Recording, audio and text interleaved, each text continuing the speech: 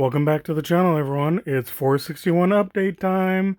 Woohoo! We should have done this last time, but we got interrupted by a Nightwrencher video because he was about to have a heart attack since I pissed him off so bad. Well, if you guys don't know, let me catch you up. I'm supposed to race Nightwrencher, Pontiac versus LS. He's building some strange combo. We'll talk about that later. But first, let's see what it takes to put a 461 back in the 67 Firebird.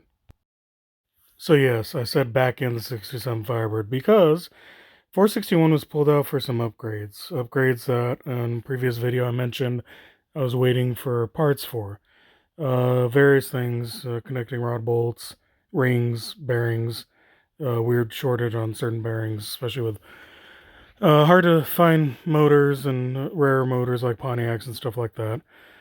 LS garbage, SPC stuff, you can find dime a dozen at Walmart practically, but not our good old Pontiacs, so we wait. But the wait is now over, so here we are taking the Pontiac 350 out of the 67 Bird.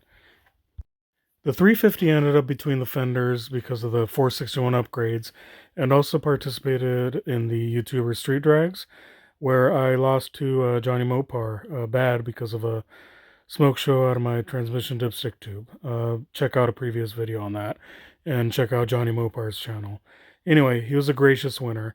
Unlike some people I deal with, he acknowledged right away that I had him beat, except for my catastrophic failure. But he's a good man, and I think everyone that watches his videos knows that. So in order to get this race done with Nightwrencher, we have to take the 350 out of the 67 Bird.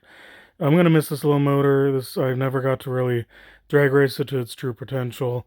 It had, the motor itself didn't have any issues other than leak, but I had a transmission dipstick tube failure that I mentioned, and just a few odds and ends things, exhaust, problems, bolts loosening, various like fuel leaks, line leaks, transmission tube leaks, stuff like that. So just never had a chance to, wring the true potential out of it.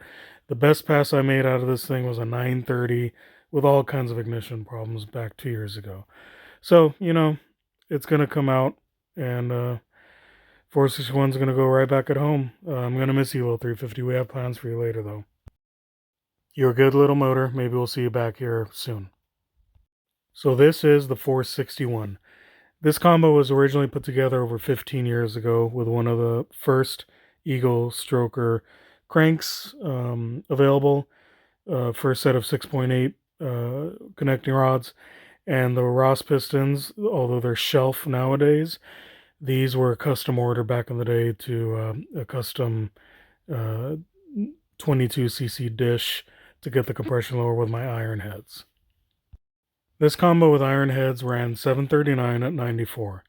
And I guess to some people, like Nightwrencher, doesn't think that's fast. And it may not be.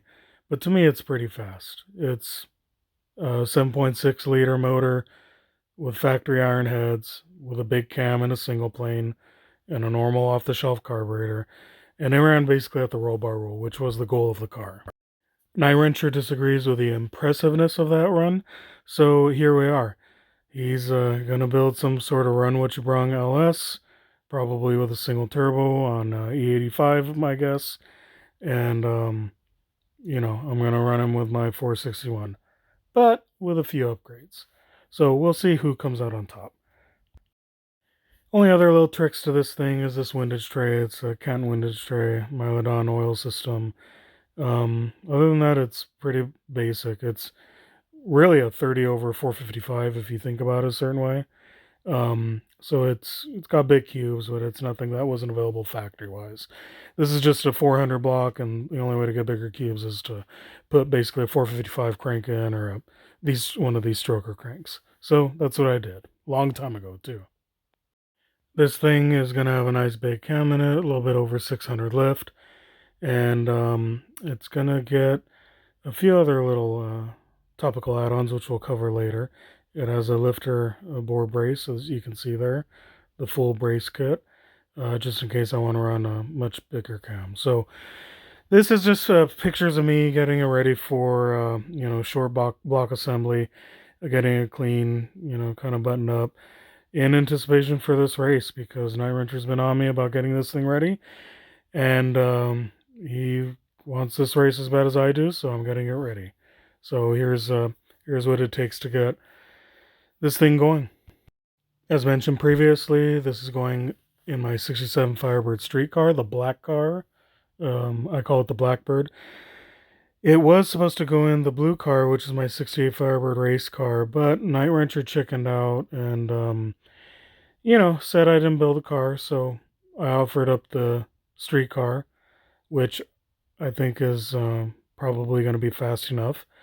And we're going to see where the chips fall. It doesn't have a good gear ratio. The car has a 308 rear gear. It does have posi. It does have traction bars. It does have four-wheel disc brakes, so it has stopping power. But it's a street car with a full interior, all glass.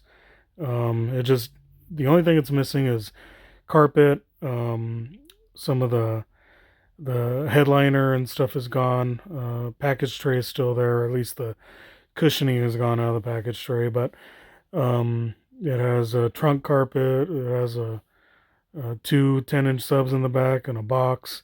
So it's a normal street car. It's got a radio in it. It's got gauges, all that stuff.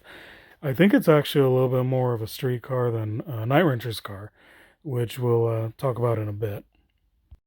So the only thing I know about Nightwrencher's combo is apparently he's going to be LS swapping his 70 or 72 pink Challenger. If you go to the Nightwrencher or Nightwrencher Performance, which I think is his racing team name, you're going to see a pink Challenger build on there that had I believe a 383 big block Mopar.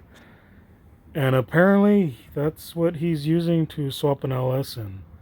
I don't know how smart of an idea that is. He's probably going to turn off a lot of Mopar people. But that's what I think he's got, unless he's just lying and going to show up with something different. But he knows what I got. I'm not scared. He can show up with pretty much anything. I already told him he could. And any power outer he wants. And we're gonna get to it. So, he chickened out on racing my race car, but he can show up with whatever he's got. Doesn't really matter to me. I think I still have a good chance. If you look at that Challenger of his, it's got all kinds of sponsors on it. And he, in his last video, actually mentioned that he's sponsored and under contract and yada, yada, yada, yada. So apparently he hates when I mention that. He says that I'm going to use it as a cop-out if I lose. But I think it's funny that a guy like me, building stuff all these years out of my garage, if I happen to win against a fully sponsored car, I think that's a nice little, ha. I'll take that. But he doesn't want me to mention it. I guess he's embarrassed, even though he actually talks about it in his video that he's under some sort of crazy contractual obligation. But it's Nightwrencher. You can take all that with a grain of salt. We'll see what happens and what he shows up with. So this was a quick update just to show you guys what I'm up to. That the 461 is going full steam ahead. It's almost made it into the car. And race dates and other details are on their way. Thanks for supporting the channel.